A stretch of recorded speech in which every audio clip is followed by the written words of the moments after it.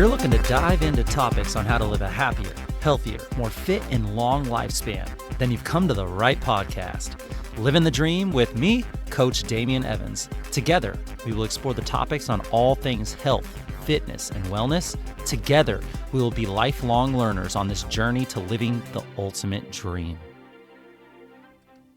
What up, Dream Team? Coach D here, coming at you from beautiful sunny San Diego, and welcome back to the Livin the Dream podcast, where today we cover the topic of training to help you reach for your health and fitness goals and in order for you to live your own dream life. And today we're going to cover the fat loss pyramid. You may have heard of the food pyramid, which has now essentially been shown to be completely wrong and actually maybe more accurate if you were to actually flip it on its head. But that's for another topic for another time. This is the fat loss pyramid. What matters most for fat loss? You have the foundation, the very bottom of the pyramid, the thing that you need over all other things. And then as you travel up the pyramid, you still find very important things that need to be done for fat loss, but are less important than the sections of the pyramid that are below them. So what matters most for fat loss? All are very important, but let's go from foundation to the top. Quickly, the foundation is a calorie deficit. This is 100% necessary for fat loss to occur. Aim for a calorie target of 10 to 12 times your body weight in pounds and adjust the number every 2 to 3 weeks based on your progress. So to make it easy, if you were 100 pounds, times that by 10 to 12, which would be 1,000 to 1,200 calories. If you're over 100 pounds, then you're going to be needing to eat more than that. But that's a good starting point to just see if you could start there. Calorie deficit is the most important thing. Then the next level up is sleep. Sleep. What? Yeah.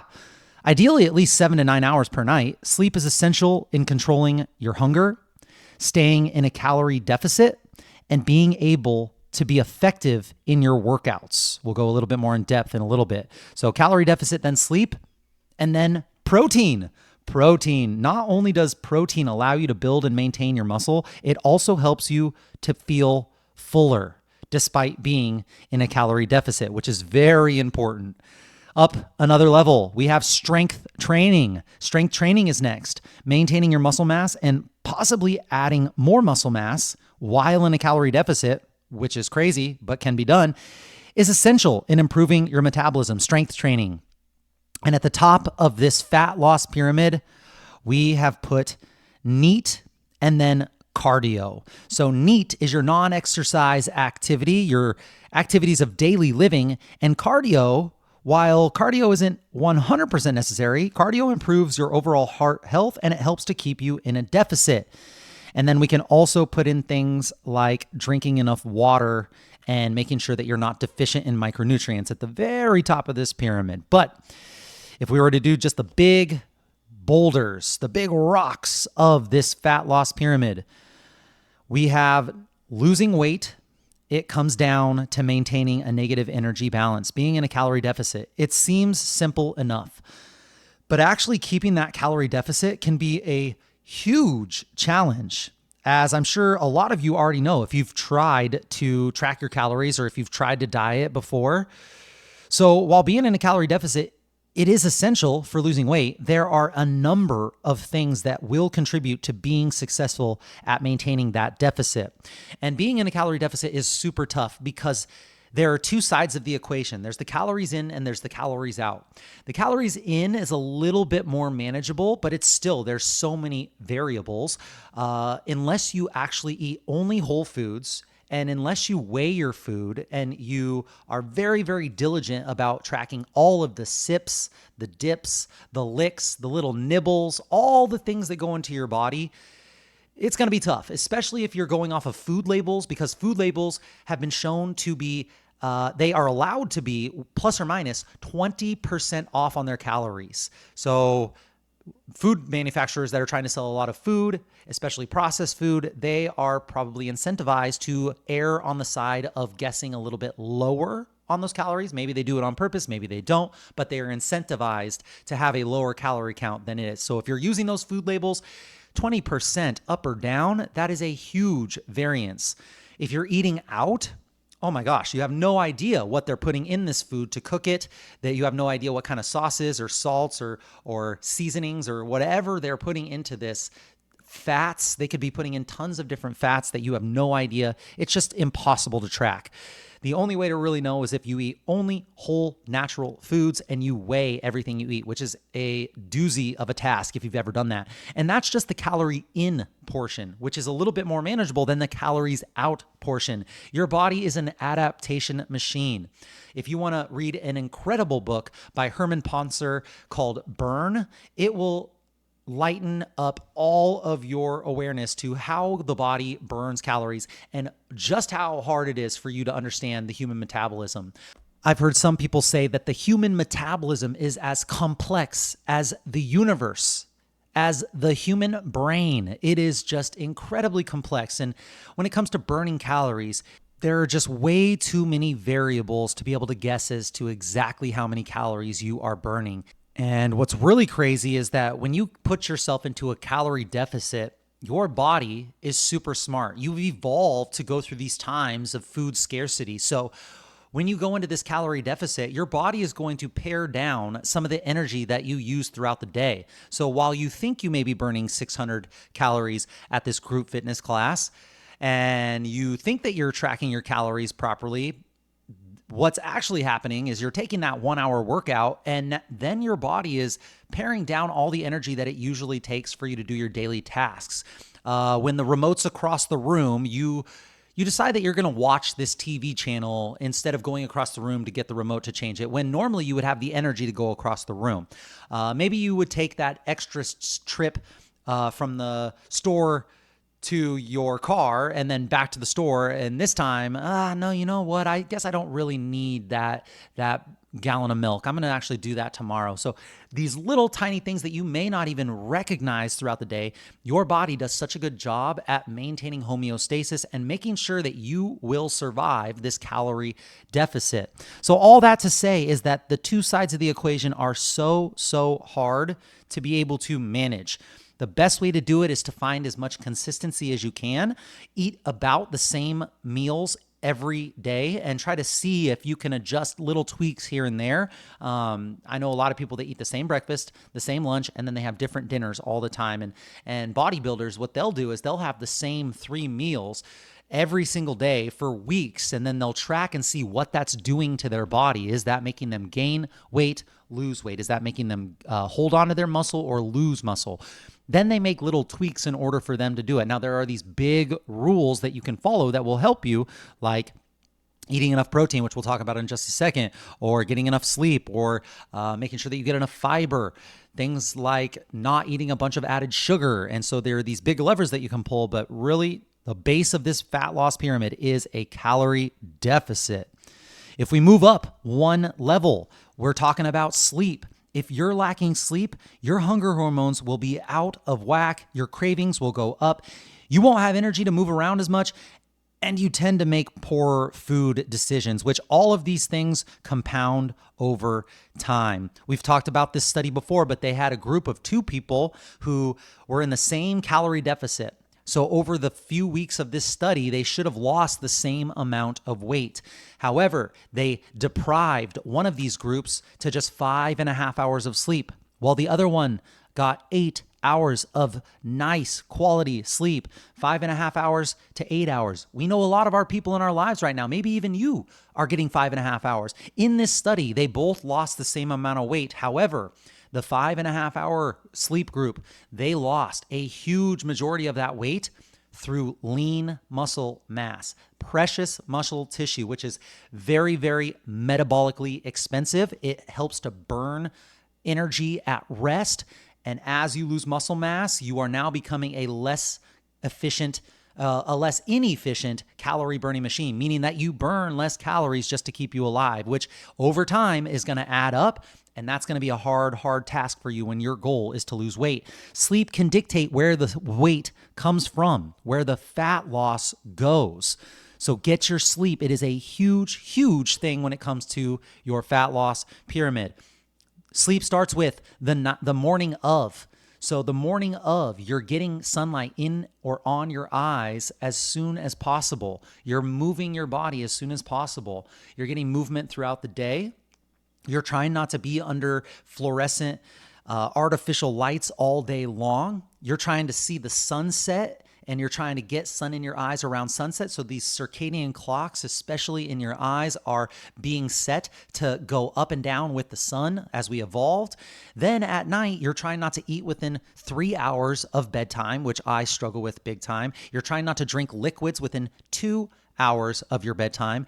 And with 1 hour of your bedtime, you are trying to remove all screens and lights. You're trying to keep the lights low as quickly as possible after the sun goes down. And all of these things put together can help you with sleep. There are foods that you can eat that would help with your sleep that we've gone over before, and way more in depth things when it comes to sleep. If you want to listen to previous episodes, check those out. And if you can't find one, please let me know. I can send them to you. But sleep is definitely really, really low on this food pyramid, which means that it's super important.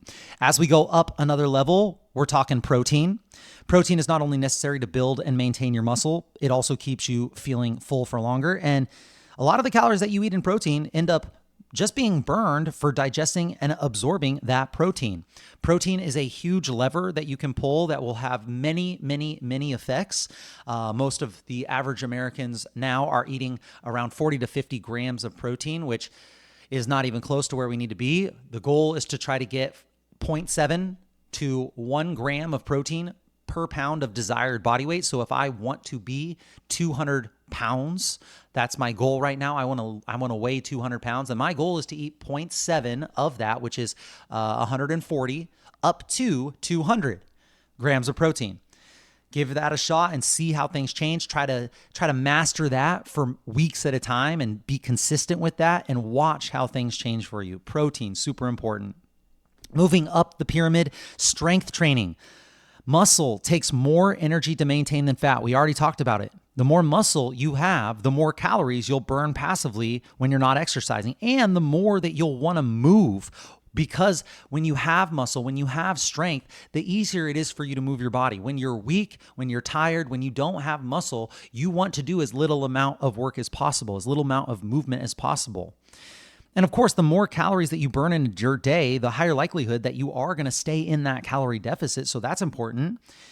And strength training, it sends a signal for when you eat enough protein and you sleep well enough to rebuild you better, bigger, faster, stronger, and more resilient. You have to break yourself down to then build yourself back up. You build with recovery, you break down with strength training. So send a big stimulus that is telling your body that you need strength, that you need to hold on to this muscle mass, and then recover from it adequately. And before you've recovered for too long, meaning that you've taken too big of a break, then you send a new stimulus, and then you repeat that forever, progressively overloading and watching how your health span and your overall lifespan improve and increase. Strength training, definitely get it on. If you need help with strength training, get a personal trainer to show you some of the moves.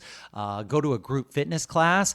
A good coach from a group fitness can really help you out. It's a little bit more cost efficient, and you get the support of the community.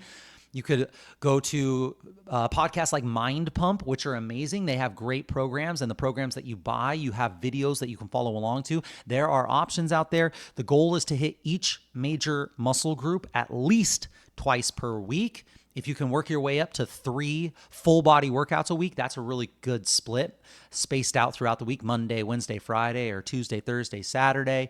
You could do a split. Once you get a little more advanced, you could do like an upper body and a lower body. And maybe you do that 4 times a week, 1 upper, 1 lower, 1 upper, 1 lower.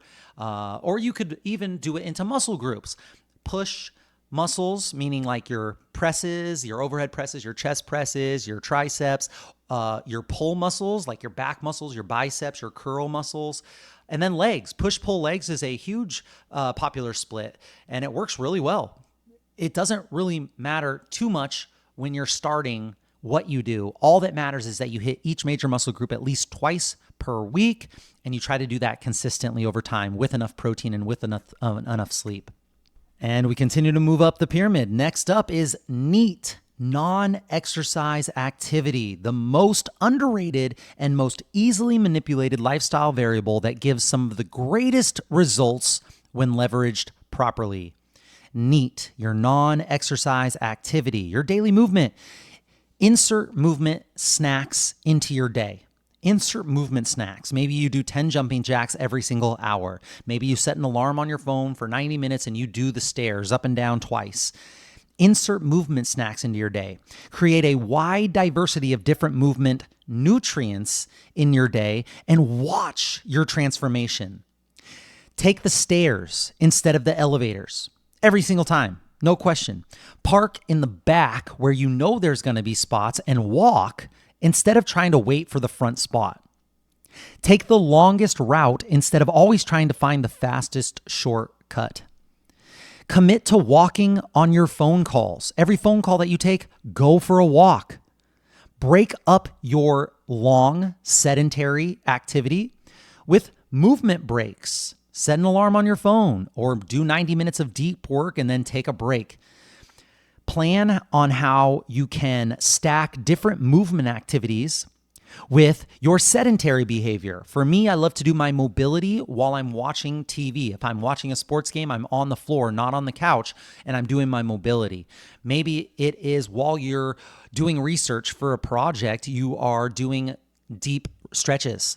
Maybe you are walking on phone calls like we already said. Maybe you are watching your kid's sports game, and instead of watching in the stands, you're doing calf raises on the bleachers or you're walking around the field. Create this environment around the places that you are most, your house, your office, that help you move more. For me, I put a pull-up door in a doorway that I cross all the time, and I make myself disciplined enough to where I do pull-ups every time I walk through it. Or at the bottom of my stairs, I have a rebounder where I do little mini jumps that help with lymphatic waste drainage and helps with energy and helps with bone density and impact on my joints, being able to sustain that. I have foam rolling massage self-myofascial release tools on the floor next to my couch where I sit and watch TV and do mobility. Stack your environment and create an environment to help you move more. All these things, they contribute to NEAT, non-exercise activity. And if you can do any or all of these things in conjunction with being out in nature, man, now you're really taking things to the next level. Leverage your NEAT. I'm telling you, you will see results. And then right on top of that, or maybe even with NEAT, would be your cardio. Cardio isn't 100% necessary to lose weight, but it definitely gives those burned calories a little boost. And you're not really only doing cardio to burn calories, right? You're also doing it for the ability to reduce your stress, your psychological health, improve your cardiovascular health, your heart health at the same time. But only if you do cardio properly with the right intensity and the right duration and the right rest periods is cardio going to help you with your fat loss. Most people leverage their cardio too early in the game and they decide to cut their calories and increase their cardio, this huge delta of change of what they're not used to.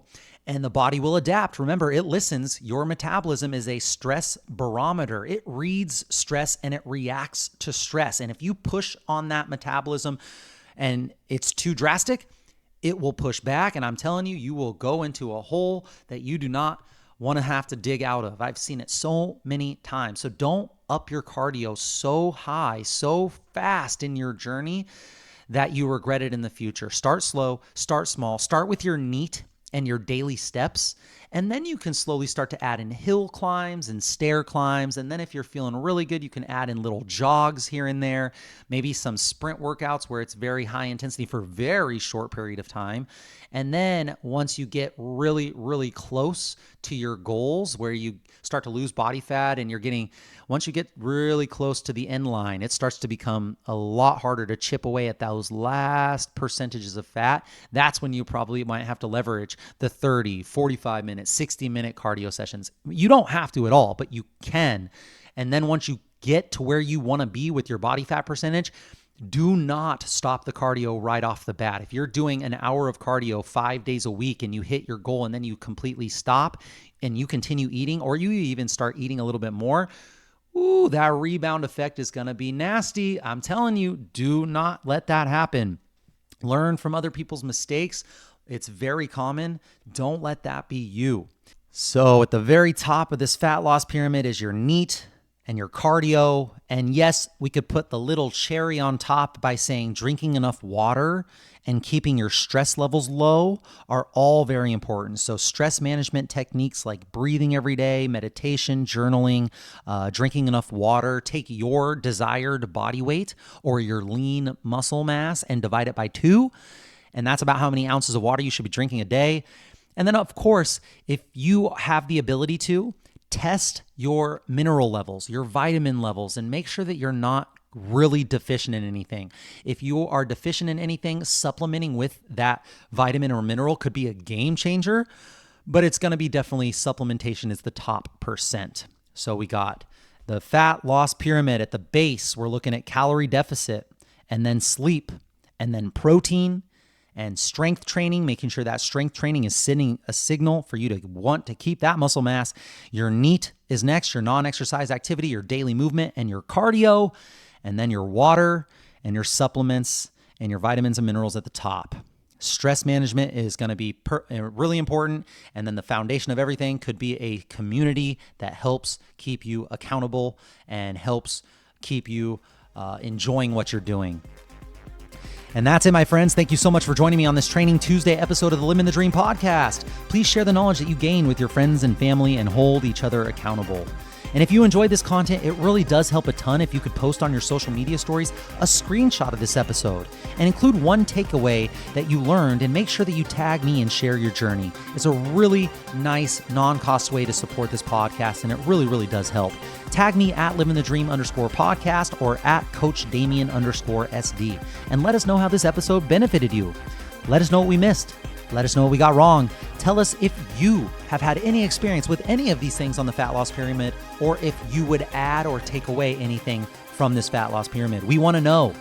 Message us if you have any suggestions or tips that would help your Livin the Dream team that we could discuss on future episodes. I will be right here with you, working on making us stronger, happier, and healthier humans. Until next time, friends, keep living the dream.